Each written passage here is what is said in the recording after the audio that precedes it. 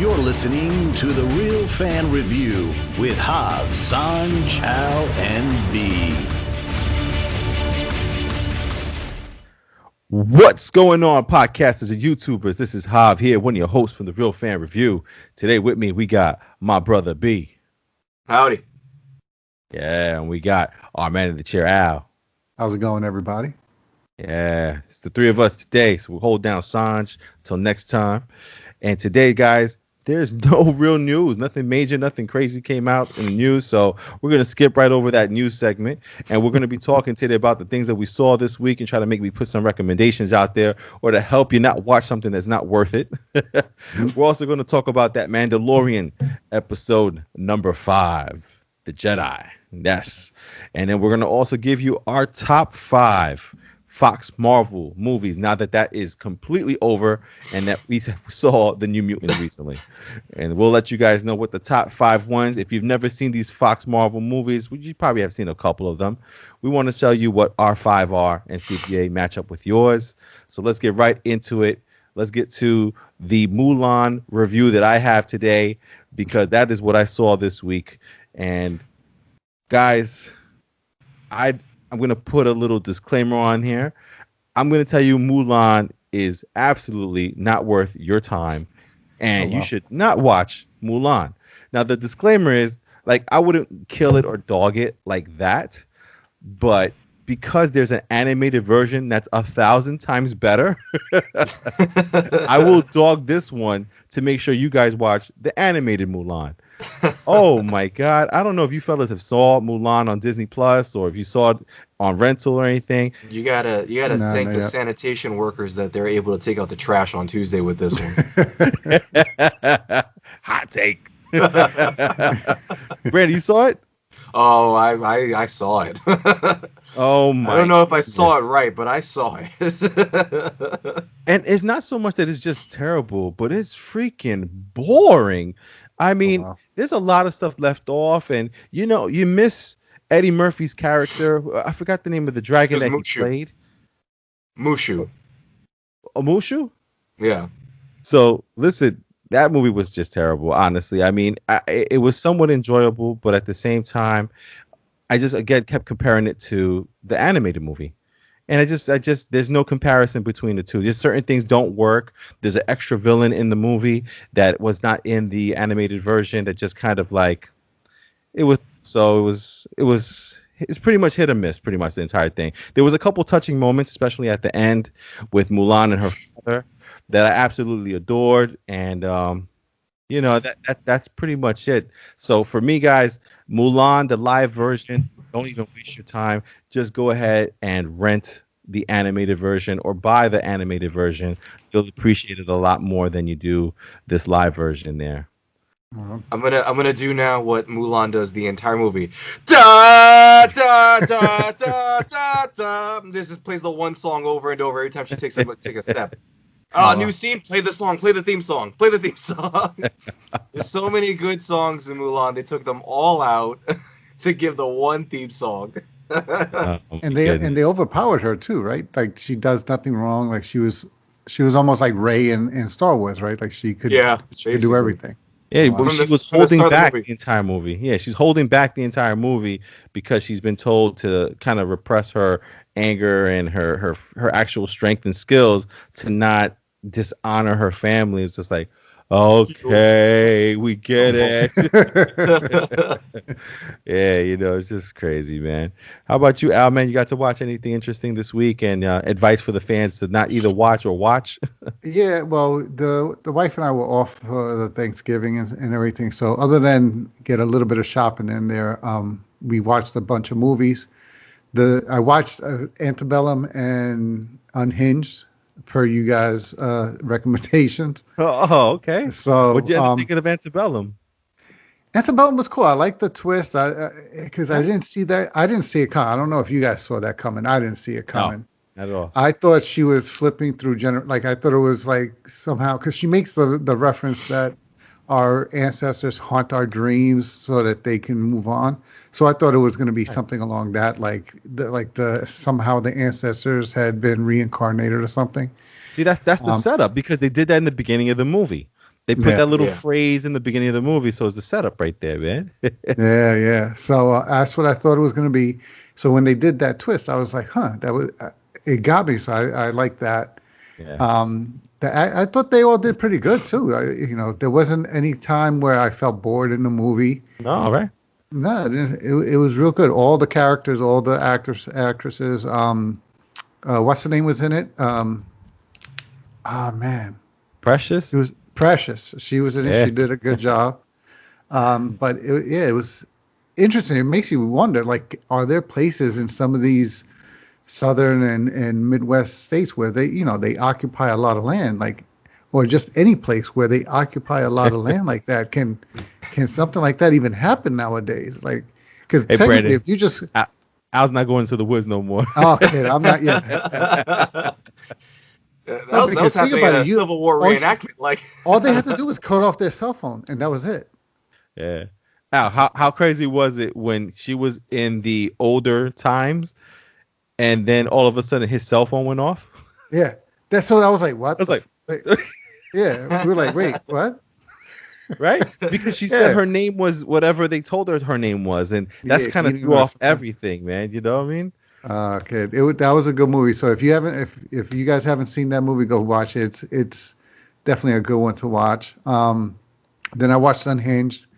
That movie just bothered me for the sake that all the shit he did. I'm like, how is nobody calling the cops? How is there not a cop on the street seeing this? And then the one cop that is on the street gets run over by what do you get? A cement truck. Tractor trailer, cement truck. Jesus. I'm like, oh my God, how can one person do this and nobody? All everybody did was film him. That was the most anybody did. Brad, you saw Unhinged 2 this week, right? Oh yeah, I saw it. That was a lot. Oh, kid. I had to really unpack that one. I couldn't, like, it's funny because, like, in our review of it last week, you guys talked about, like, I wouldn't rush to go see it, and truly I wouldn't rush to go see it. Like, it wasn't anything special, but just the things that happened in the movie, I'm like, oh, I was like, oh shit. Like, there's just the way people, like, got taken out, like, some of it was a little unnecessary, I mean, a lot of what I'm gonna say like this, I don't know how people drive in LA, but a lot of the scenes that had nothing to do with the villain and them getting killed by something was a little out of nowhere and a little too much. Like I think one car just got straight up murked by another truck, like, out of nowhere. I was like, that was the cop. That was the cop. I was like, what the hell? I was like, what are you doing? And Al, how about the last brutal fight scene between the main heroine and the villain there of Russell Crowe, who forgot that he was not in the 300 movie, and he Sparta kicked her in the chest? He was just stomping her right in the corner of the closet or whatever. Dude, I got uncomfortable watching it. I'm like, oh. No, and then the kid too. He goes after the kid. He's strangling the kid with the fork. She took a long time getting up to stab him. Let me just tell you that. She was like, "Oh, hold on, you just keep breathing. I gotta find these scissors real quick. Hold on, let me just search this." I was like, "Time is money." Dude, and the movie's like that from the beginning. Like the first scene, he busts into that house, just hammers them. Oh Jesus, dude, that movie was brutal, man. That was a horror movie, man. The two kills that got it for me was the diner. Yeah, because that was like the first real one, and you're like, oh God, that was unnecessary, sir. And then when he was in her house, and what happened with the family, that was like, I had maximum droppage of the jaw there. I was like, oh yeah.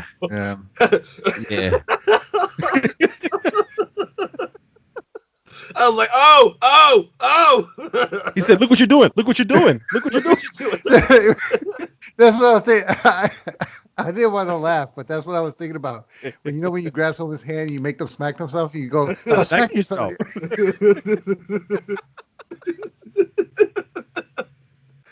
That movie was insane, man. Man, what would you rate Unhinged, man? Oh man, I would watch it. Don't Watch. rush to watch it. Yeah, but watch it. Like, just know you're in for some rough scenes, so just prepare yourself for it. But yeah, that's definitely a movie you have to watch. All right. But Yeah, Russell she had Crowe's to not steal a doing no star. Gladiator sequels after this. Dude, he was Yeah. huge.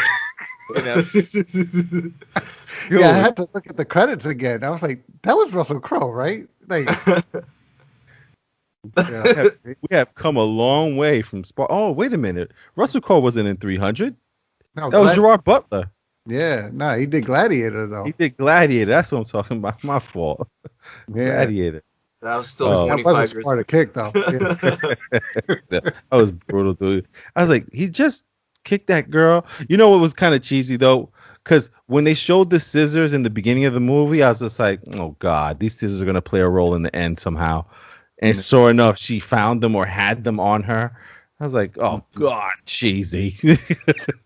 Yeah, there were a lot of setups, like the whole conversation with the mother and how she got lost. She had to be in a home because she got lost in her own community. The passcode on the phone. Yeah. So crazy, man.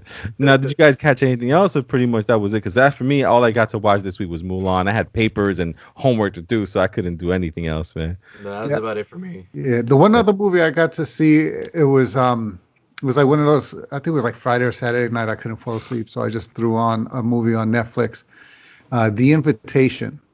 I never heard of it. It's like from 2015, but definitely check it out. I would definitely check it out. It's not the fastest of movies. It's about a group of friends that haven't seen each other in some time.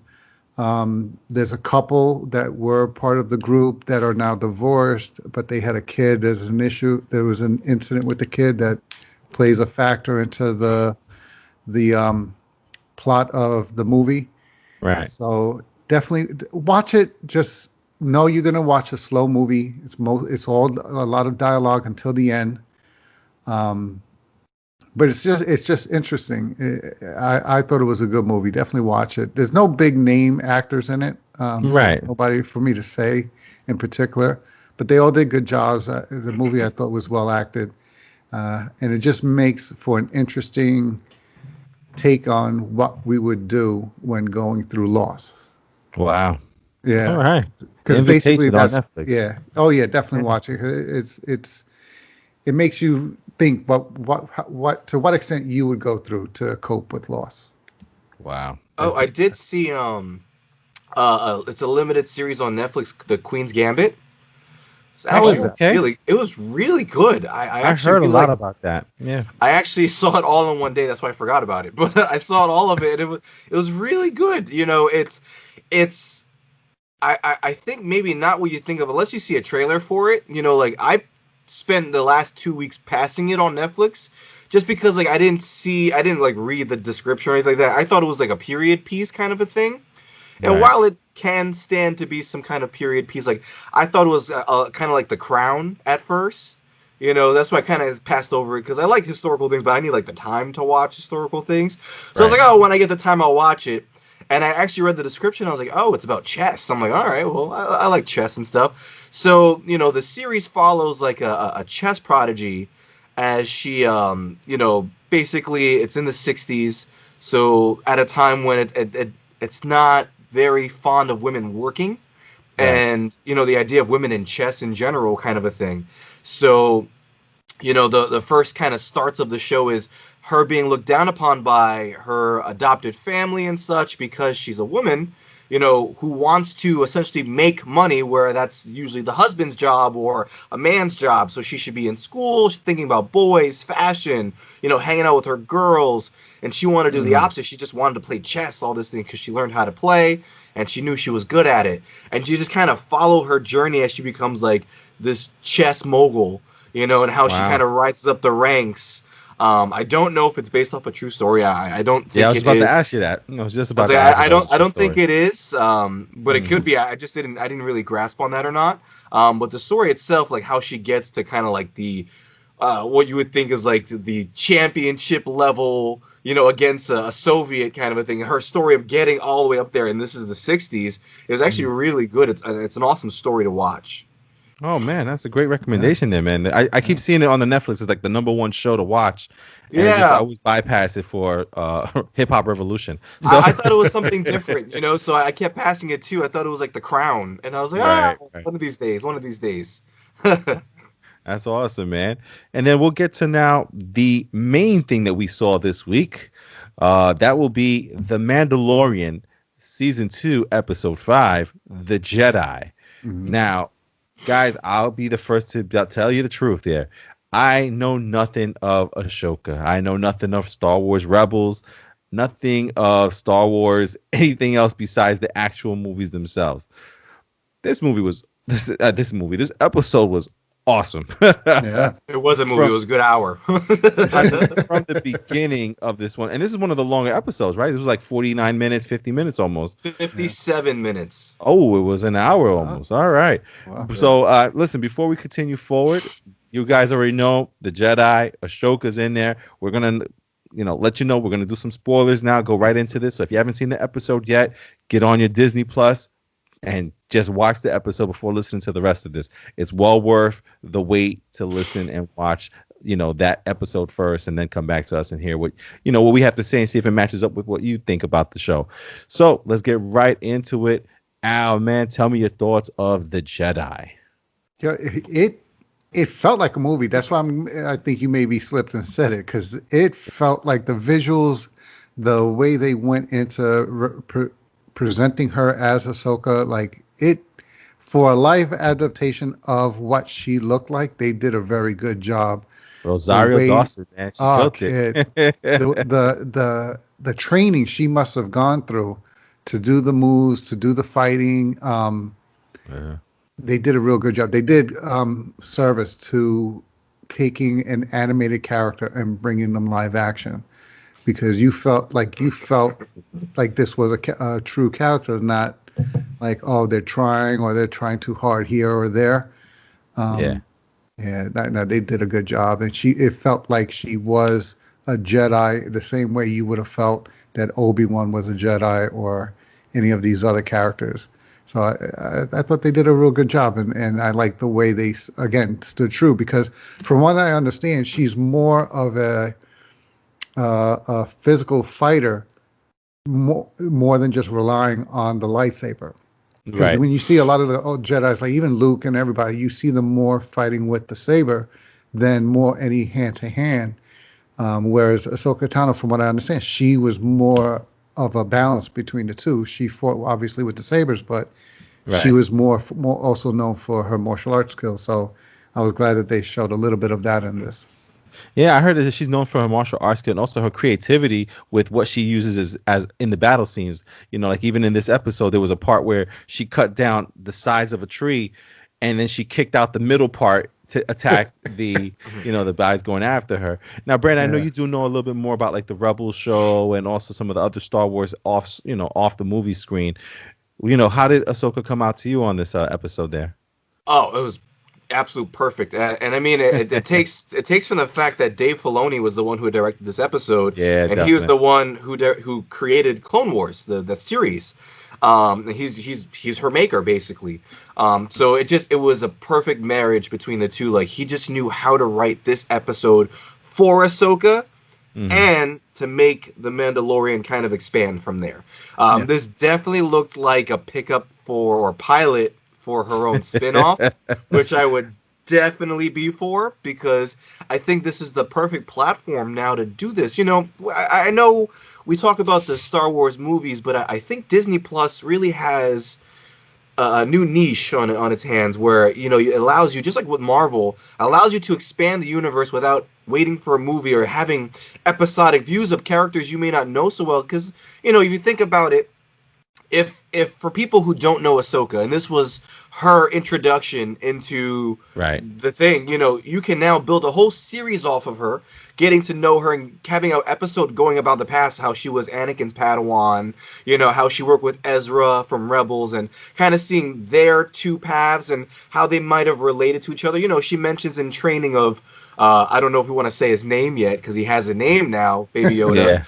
But, she mentions that fear and darkness, how she's come upon that before, and how she doesn't want to mess with that, because she had fought, she fought Lord Vader. She fought Darth Vader.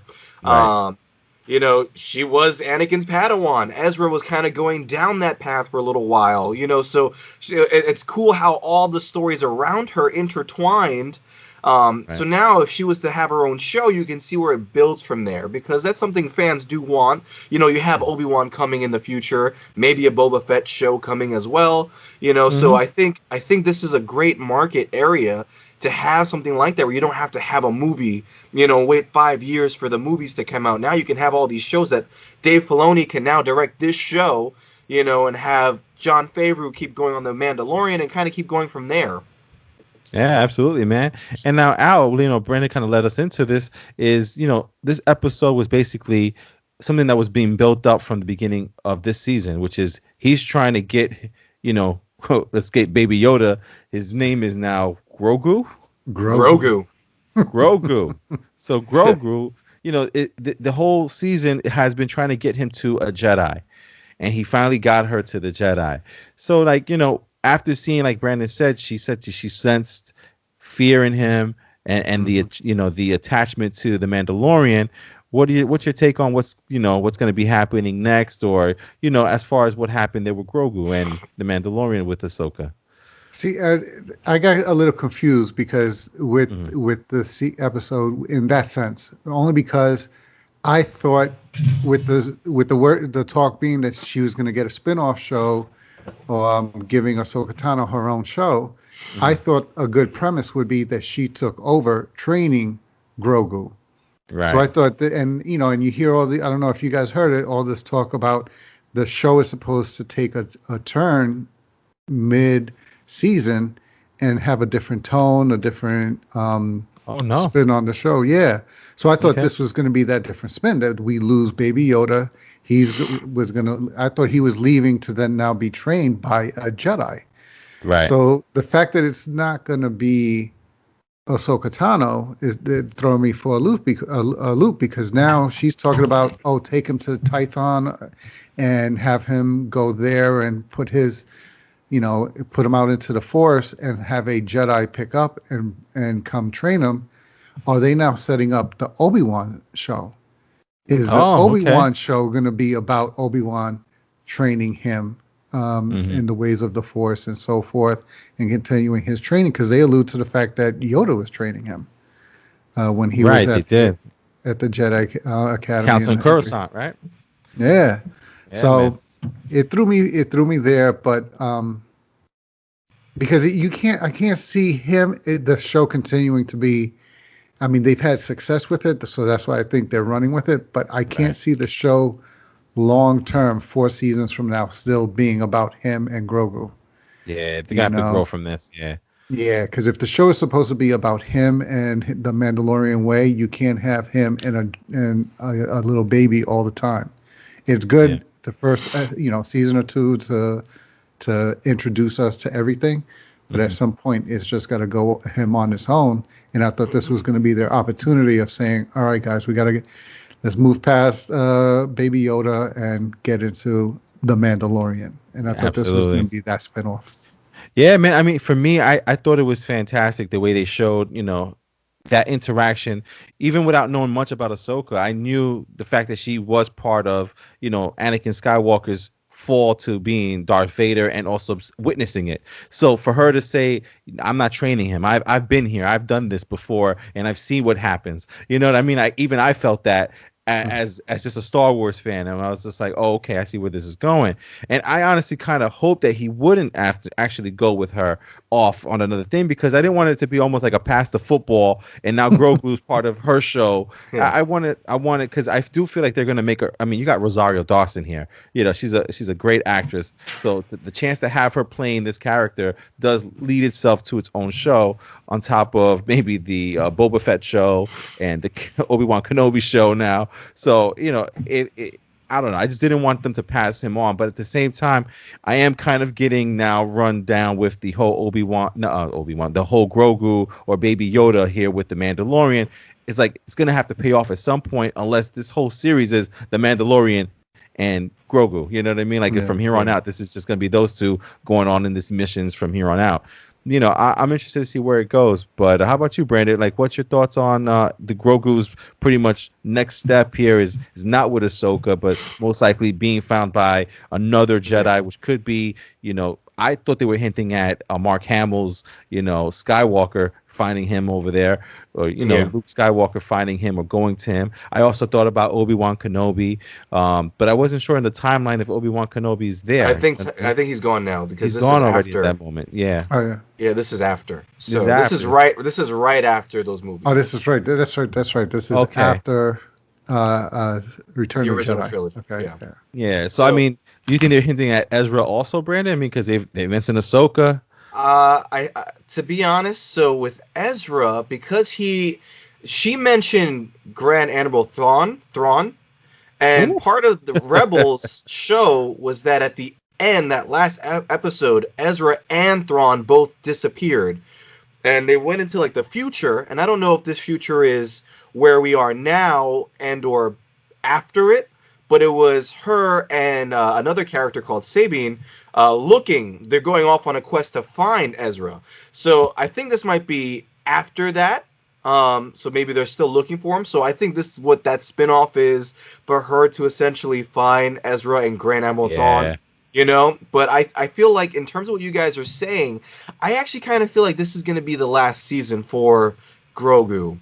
Just because, just the tone of this season was, how do I find a way to get him home? So I'm going to go to all these planets and meet all these people, so that way I can get him to his people or his planet or whatever it may be.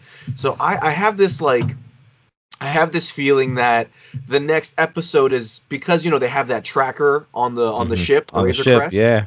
I think what's going to happen is they're going to take him, and it's going to be him, fighting against this new empire. Not what they are yet. The what was it? The First Order. The First Order. I don't think they're the First Order yet, but this new empire. I think it's going to be him fighting against them to get him back. While going up against these clones, meeting Boba Fett, and then maybe the end of this season would be him, giving Grogu to his planet, or maybe Anakin, or somewhere else. Mm-hmm. Because I think next season's going to focus mostly on him and Bo-Katan, because Bo-Katan has to get that Darksaber back. Yeah. So I think that's where a lot of this, let's meet this new character thing this season is, for, let's introduce Bo-Katan, let's introduce Ahsoka, so that way next season they could be, here's that Mandalorian storyline of old Mandalore versus new Mandalore going against each other, and see what happens from there. So I think this season, I don't want to say it's a toss-up season, but I think this is the season where we dedicate to clones. Yeah, and you touched on something that made my jaw drop, because when she's asking the magistrate or the queen or whoever that the lady was that was in charge of the town that she was in, she kept asking her, where is this person? And when I thought she was going to ask for, where is Moff Gideon? Where was he? And she says Thrawn, and I'm like, again, I haven't seen Rebels or anything like that, so I'm like, is that the blue general? It's the blue guy, yeah. From the books? And I'm like, holy shit, they just made him canon. Yeah. Yeah. What you thought, Al, when you heard that? No, I made it. Well, it showed that, like Brandon was saying, I think that was more setting up for the plot line of what her show is going to be about, going after him, combating him, and so forth. And going back to that magistrate, I don't know if you guys realized or saw it, but that's Bruce Lee's goddaughter. So, oh shit. Yeah, the actress that played that magistrate is Bruce Lee's goddaughter. So I thought that was some funny news. Cool. Yeah, but okay. Yeah, but I just like the way they're tying everything in together, and to the fact that she offered the Vespar steel spear, spear as a prize, and showed that it could avoid, that Vesper armor can withstand sabers. Because one of the questions I had when they kept saying it was, how the hell are Mandalorians like the enemies or even on par with Jedi to the point where you can say that these are rivals? And it's because their armor, and that's one of the things that's so important about that armor, can withstand lightsabers. Wow, yeah, you saw that. Oh, Yes. So when man. they fight, it's an actual fight and not a lightsaber just chewing through anything you put in front of it.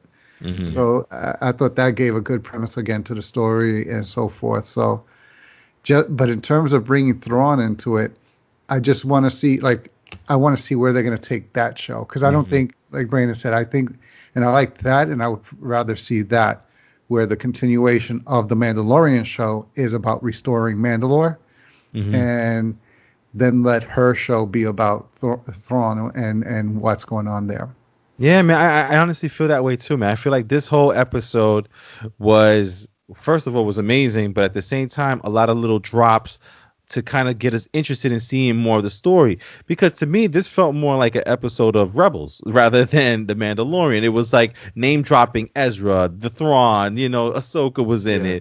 it. You saw a couple of the twin sabers coming out. You know what I mean? So to me, I'm like, they're just setting this up for her to have her own show.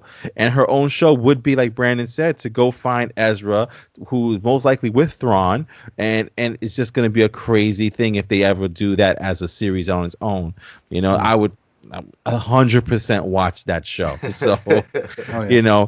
But as far as like the Mandalorian itself goes, Brandon, you were happy with the episode and you're looking forward Oh, to the yeah. next one. Oh yeah, I'm so forward to seeing if this is Boba Fett in the next couple episodes. Okay. Yeah, I think for all of us here, I think what's going to happen, because it tends to seem like they show something, skip an episode, and then they go back to it. So this episode, they kind of skipped that homing beacon on the Raisin Crest there. Is it the Raisin Crest? Razor Crest. Raisin. The Raisin Crest. Raisin Crest it is. All those raisins. I thought, California like, sun-dried. raising up crest. But yeah, they didn't mention anything about that, so that means next episode they absolutely will talk all about it, and that's what's going to happen, most like in the beginning of the episode. So yeah, man, so crazy episode. Looking forward to episode 6, and usually there's 8 episodes, so episode 6 should be something crazy. Episode 7 will probably be a cliffhanger, and then episode 8 would be the finale. So 3 more episodes, and I gotta say, man, season 2 is just as good as season 1. How about for you guys? No, yeah, Oh, I yeah. agree. Pretty good episodes, man. All right, man. So listen, it's going to bring us to the last topic here for our podcast today. And we're going to talk about the Fox Marvel deal that they had going on with the X-Men characters, the Fantastic Four, Daredevil, Elektra, and all that stuff like that. They had a lot of classic films that I remember growing up to. Like I remember seeing when Fantastic Four came out with Chris Evans as the Human Torch. They had Jessica Alba as the Invisible Woman. So I remember those, and as corny as they were still entertaining, and it was great to see our superheroes on the big screen that we've never seen like that done before. But those movies were okay. Even Daredevil. Horny. Right. Daredevil and Elektra, which Jennifer Garner and Ben Affleck as those title characters there, was interesting, but Corny. my favorite to this day will always be what's it is, I forgot his name, Bullseye. If you ever want to Colin Farrell go in as a villain and not give a shit, Bullseye. Yeah, Bullseye. So, listen, there was like about, I would say, let's see, 1, 2, 3, 4, 5, 6, 7, 8, 9, 10, 11, 12. So about 17 movies in total for the Fox Marvel that came out there.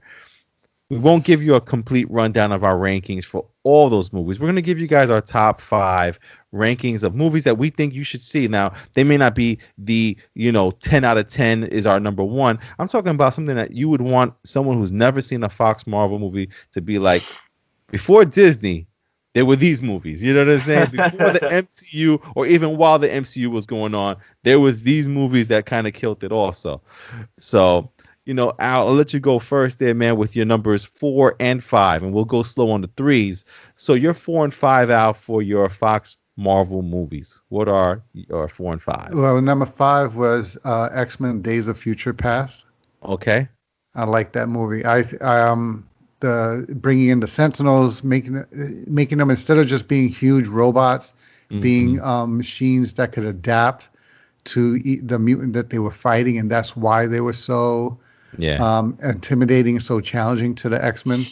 I thought that was a good take. The acting was, there was a lot of good comedic relief. There was a lot of good interactions between the characters. Right. And then for number 4 would be X-Men First Class. Oh, X-Men First Class. Okay. Yeah. Because you'll see, I liked a lot of the X-Men movies. But this one was the one where I liked their retake. I wouldn't say a reboot, but just a retake of the early days of the X-Men and how they became what they were. Right. And I thought they did a good job with it. Gotcha, man. And Brandon, man, what's your 4 and 5 for your top 5 of the Fox Marvel they're movies? They're actually the exact same, It's the exact same, I take into context exactly what Al said, I guess we'd call them, the First Class series of movies. What I really loved about them, in the same order, is basically, there's like a fan love of the 90s X-Men. That's your Cyclops, your Jean Grey. And First Class does a really good job of showing off the actual, almost, there's like 2 different ones. First Class of mutants, that they had, that they were the ones who started the actual X-Men comics. We always think about the 90s cast of X-Men as the most popular because they have the most depth to them, but you had these great characters, and they got a real shining in X-Men First Class, because I was really hoping with that movie that you weren't going to see a young Cyclops, a young Jean Grey at first. I know they got there, but having that not be the way to start, I love that, and having that great story, using the Cuban Missile Crisis as a means of demonstrating that story, having Emma Frost for the first time, kind of the rise of Magneto, and that was one of the best performances I've ever seen, I forget his name, Fassbender, playing of Magneto, just as good as Sir Ian, and kind of just that overall story, even leading into Days of Futures Past, like how they intertwine with each other and the old movies was awesome. Yeah. And that's obviously my favorite there. I loved it. Yeah. Wow, man. It's funny, man. I don't have Days of Future. I don't have First Class in my top 5 of movies that I would show people or tell people to watch. If they won't, never seen any of these movies. My 4 and 5 are, guys are probably gonna kill me. Is Logan is my 4. Wow. And Deadpool 2 is my 5. Oh, wow. So Deadpool 2, as much as I loved it and enjoyed it, I thought it was funny, but I didn't think it was as funny as the first one, because the first one completely caught us off guard. We were like, holy shit, you're allowed to do this? Oh, my God. But it was still just as funny. The story was entertaining, and I was really surprised the way they pulled off Cable. They really did make it work, and, you got a little surprise guests in there in certain scenes. How the trailers fooled us with the X-Force being in the movie. That was hilarious, man. X-Force was in the movie for like 10 minutes. Not even. They had one mission. Oh my God. What was the guy who had no powers and they let him on the team? I can't remember his name right now. Ethan or something? I don't remember. Yeah. It was something. He just like, you know what? You're in, bud. And Logan is my 4. And as much as people love it, call it a masterpiece and all that stuff like that, I can't front, man. In the movie theaters, I was bored a little bit, man. It wasn't like a Western. It was a Western, and at the same time, it wasn't like the X-Men that I knew. It was this like separate side story, which is what it's supposed to be, right? It was supposed to be the side story that just dealt with Professor X and Wolverine pretty much going past their prime. Their buddy movie. Yeah, it's just like, there was a couple of times I was like, oh shit, like, seeing the younger Wolverine going up against the older Wolverine was intense and crazy. But at the same time, the story itself was deep, but I don't know. I didn't gravitate to it. What was the girls? X-24 or 23. 23. She was cool to see, but at the same time, I was like, all right, and then they killed off one of my favorite characters, man. So like, I actually like two of them, but Yeah. so All to right. me, Logan was my 4, and number 5 was Deadpool 2 for me. So now we'll go around doing our number 3s together because I'm interested to see what you're going. And I'll go with my number 3 first, since you guys both already said it. My number 3 is X-Men: Days of Future Past. The fact that they tied in the older version of the X-Men with the newer version of the X-Men and tied it together with Wolverine, and I just absolutely love that movie. I've actually watched that movie over and over again. And again, like the Trask being in the movie, his science experiment of the Sentinels coming in and destroying everything and seeing things that happen in the future, and how just completely desolate and destroyed the future is because it didn't work out, and to see them trying their best to send Wolverine back in time to kind of tie in how he gets to the Weapon X program and all that stuff like that. It was just very, very awesome to see. I still remember some of the scenes with Mystique in the movie, especially when she slid down the table, and them trying to kill her. Oh God, X-Men: Days of Future Past is the shit. That was awesome. Bone claws. You know what I mean? Just very cool, very interesting. I really like X-Men: Days of Future Past. That's my number 3. Al, what's your number 3 movie for X-Men Fox Marvel? It was Logan. Yeah, that was my number 3. Logan, okay. Yeah, I like the premise that this was now in the future. I found it a little, in my opinion, brave of them to say that a lot of the X-Men died not because of combat, but because of Professor X himself. That he actually caused their death by having his mental breakdown. Yeah, sneeze. Yeah, basically. And what would happen to those around when the man with one of the strong... Oh shit! Like what happens when the man with the strong, most powerful brain has a brain? What was he? Alzheimer's?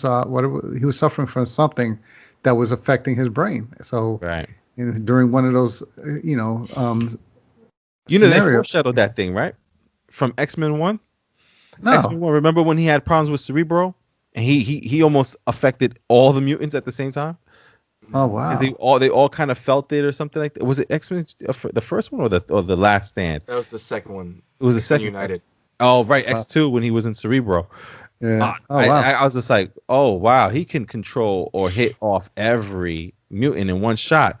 And sure enough, they paid it off in that Logan, man. Yeah. Yeah. So, I mean, the fact that they went brave with that, putting that burden on him, and that Wolverine then became his caretaker, when their dynamic wasn't that smooth in the beginning. And I found it funny because sometimes in families, the one who's not the closest ends up being the one who's the caregiver at the end. So I just found that interesting that they took that and were brave enough to go down that plot line for the movie.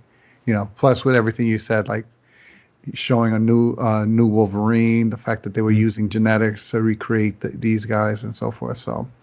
Yeah, man. Definitely had a lot of good storyline that but yet didn't overdo that as part of the story and just let the story really be about him and his developing relationship with his not daughter, but right, so to speak. Yeah. Mm-hmm. And that relationship being built. So I like the way they went with it. That's cool, man. And Brandon, man, how about you, man? What's your number 3 movie for Fox Marvel there? I would say Deadpool 2. Okay. Just for the same reason you said, it was really funny, and just the fact that it was able to pull off the characters that it did, and and the way they kind of included X-Men and the X-Force, and even though they didn't really include the X-Force as much, but they had the X-Force for a little bit. Just the way the movie seemed out, because I completely agree with you about what Deadpool, it took us out of left field. You didn't expect any of that to be allowed to happen, with a Marvel name in it. And just the way the second one kind of didn't change directions, but added depth to it. So I love Deadpool 2. I could watch that right now. Yeah, definitely, man. All right, that's awesome, man. So now we're gonna get to our number twos there. Brandon, why don't you just off, man? What's your number two there? My number 2 is X2, X-Men United. Yeah. Wait. Out. You gave me a head nod. You X2? Nah. Nope. Okay. I'll go with that you, first B. scene. Oh, That first Bamf. scene alone. Bamf. I remember seeing that in the theaters, losing my goddamn mind. That's how you do Nightcrawler. Right? That was perfect. That was the absolute best opening to any movie ever. Like, it was awesome. And just, I would say that was the part for X-Men where I was kind of like in the middle, like, I didn't want the X-Men to be all about Wolverine, at the time. So you can tell like they were leading to something for Wolverine. But like it was the movie that, yes, this was about Wolverine and his past, which we kind of needed from the first one, but it was a lot of setup. Now, the setup didn't really come through in the third one, but all that setup for everyone was incredible. The way the movie flowed to work, especially when they raided the mansion and you had all of these characters coming together that, they came to be the core of the X-Men, but they weren't so popular at the time. For them to kind of just show up and start murking and doing crazy things was awesome to see. Seeing that kind of young X-Men or the new X-Men, kind of rise up. And that was awesome. I love that movie. How about when Colossus meddled up? When Colossus was there, the kind of showing of Kitty Pryde, all of that with Bobby, all of that stuff adding in together. I love Pyro and Iceman. They're my favorite. My two kind of pairing, and to see them have that kind of intro in the movie there, that was awesome for me. Yeah, man, me too, man. Number 2 for me is going to be X-Men 2 United. I will never forget that movie. That movie was so amazing, so good, so well done, so well written, and even at the end, the loss of Jean Grey, we kind of knew we'd see her again because we saw the Phoenix little shadow going into the water there at the end. But the story itself was just amazing. And the Lady Deathstrike was pretty cool. Stryker was amazing. He was completely played great. The bad guy of the movie. And then, the fact that he used his son to kind of control everybody's mind also. Just a very, very well done movie. It's one of the best, old school X-Men. And you get to see them in action and working together. Even the bad guys working together because they couldn't do it themselves. You know what I mean? It was just, again, the united everything with the X-Men and the Brotherhood of Mutants there. And even the ending when they talked to the president at the end, it was just, master. It's chef kiss. Chef kiss. Yeah, man. Now, Al, I'm completely interested because I think I know what you might say for number 2. If I'm correct, are you going with Deadpool? Not at 2, but I'm gonna go with original X-Men. Whoa, the original. So X2 didn't make your top 5. No, I'm surprised, but only because of at that point X2 was continuing. Right. So I went with X-Men because that's what introduced us to all this. Because for years, we were always thinking of an X-Men movie. What would that look like? How could they pull it off? Like, you had heard of X-Men live action in some way or form for years. But I guess the technology for special effects was never there. So when they finally released it, I just remember, being so excited to go to the movie theater, see how they were going to pull off Cyclops, Storm, and all this. So just for the sheer excitement of watching it for the first time on the movie screen and theaters and so forth, and seeing these guys be brought to life, so to speak. Right. I had to put that. It was a tight call between that and what I actually chose as my number 1. But my number 1 is because I can watch that thing anytime. I think I have a feeling what all our number 1s is. So let's just get right into that. There is all our number 1s. Deadpool 1. Yeah, no. Brandon, no. I love Deadpool, but my number 1 has to be X-Men. Number 1. Yep. Oh wow. Oh. I love Deadpool, but X-Men has to be my number one. Because, like, just like Al said, like, no one thought it was gonna happen. Right. And then if it was gonna happen, it wasn't gonna be good. You know, I think, you know, watching the trailer for it, I remember the trailer, it was just like, is this actually gonna happen? Like, are they really gonna pull this off? Like, are the special effects there? You know, because, I mean, I don't know if this was before Spider-Man or after Spider-Man, but, you know, looking at the movies that had came out prior to that, special effects were still not so great. You know, they were good for the time, but, you know, when you think about powers and people who are constantly using these powers, you're like, how is this gonna look? How is this gonna work? You know, and so to see the movie come out, and I think it's still aged pretty well. You know, maybe the special effects aren't great, you know, compared to now, but the acting, the way it flowed, the storyline, they took it seriously, man. It was great, you know. And they did it justice. For that movie to come out and then establish, like, yo, we can do superhero movies, it was like, oh, that's awesome. Like, oh, all right. You know, to have Wolverine and have Hugh Jackman and it'd be perfect. You know, to have Cyclops and he be perfect. You know, Jean Grey perfect. Charles Xavier perfect. You know, Storm perfect. To have all these people come out and just be like, yeah, you're exactly who I thought you would always be. You know, it was great. I you know, and I love that movie because it was pulled off perfectly. Hey, Brandon, do you know what happens to a toad when it gets electrocuted? Go ahead, Storm. Tell me. The same thing that happens to everyone else. That's the one line, dude. That's the one line they should have took out, man. No, but wait. What makes me laugh about that line is because that line falls flat because they cut something else from earlier in the movie. From what I hear, there's another scene earlier in the movie between Storm and Toad that would explain that line. It would make it sound less stupid. Because that was the worst line. That was so bad. Whatever happens to everything else. Yeah. That was the funniest like one-liner that you were gonna give to a superhero when they kill. Like that was the worst one. Yeah. Oh God. Remember the intro of Sabretooth? Oh yeah. That was so. Yeah, man. Listen, the X1 definitely is going to be classic. I just personally feel X2 was just like, whoa, compared to that one. But I think me and Al will agree on the first one, and that's going to be number one, the Deadpool first movie. Oh, yeah. Holy shit.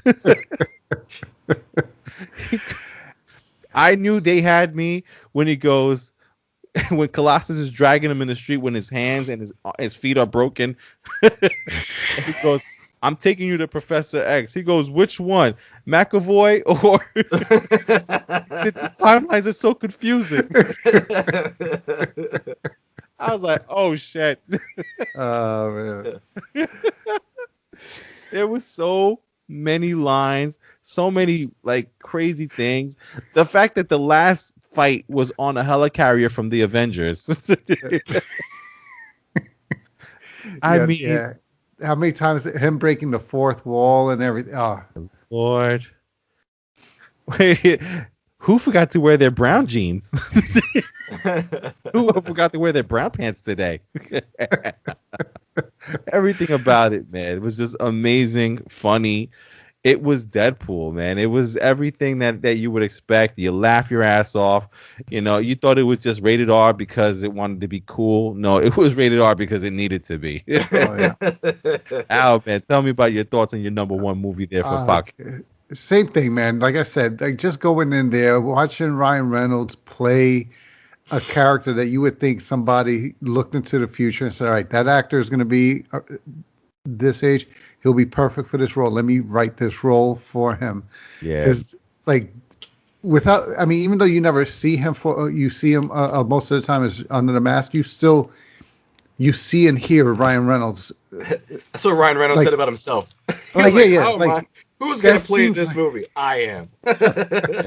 So it's hysterical. The part where his hand got cut off and it started growing back, and he says, "Let me." Because it's gonna feel so much bigger.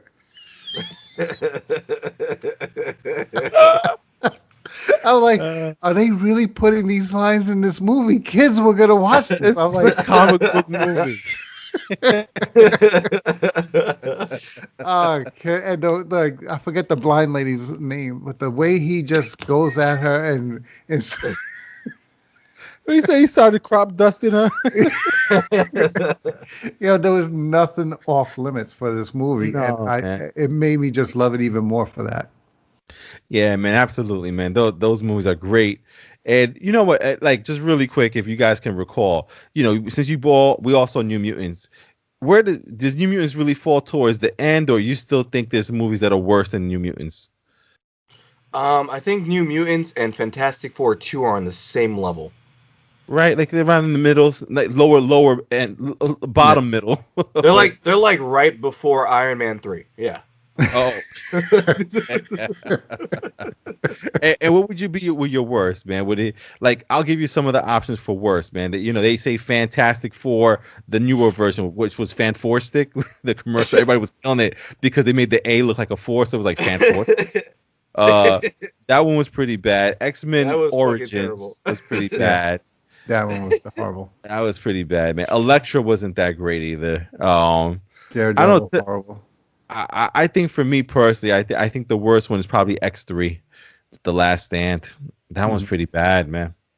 I don't know how you do that to X-Men, man. Yeah, that was a pretty bad one. I think X3, Fantastic Four, Fant Four Stick. I feel like those two are like right on par with each other with how bad they are. Right. But like, you're like, I feel so bad for Fantastic Four 2 just because like it had the comings to be a great movie. It's just they spent way too much money on the Silver Surfer, and they're just like, who was the bad guy? Green Lantern, the Cloud. Can we do that? Do we have that in the budget for a Cloud? Like, it had the makings to be a great movie, and it was like, we ran out of money. I'm sorry. Can't make Galactus. We got the Cloud, silver bro. guy. We got a silver guy. He's good money. Lawrence Fishburne as the Silver Surfer, fantastic. Fantastic. Just the voice. Oh, amazing. Oh, not the body, Wait. How about when he was going down the freeway with Chris Evans there as the Human Torch chasing him, and he goes through the board and upside down looks at him. Amazing. And chokes him out. Amazing, man. I love that shit, man. Well, listen, man, we thank you guys, man. We're going to end the podcast right there on that there. We thank you guys for listening. Anyone that is paying attention to our top 5 there for the Fox Marvel there, why don't you drop us a line below on your comment section. Let us know what your top 3 Fox Marvel movies are. We'd love to see if you guys match up with any of our 3 or any of our top 5 there as well. Or what do you think of our top 5? Also, did you get a chance to catch The Mandalorian? Let us know what you thought about The Mandalorian. So if you're not a subscriber to the YouTube page, you hit that little subscribe button. Or if you're listening to us on your favorite podcasting app, just hit the little plus there and subscribe to our podcast there to get us our weekly podcast there. So listen, we thank you guys for listening. We're coming out of Long Island, New York.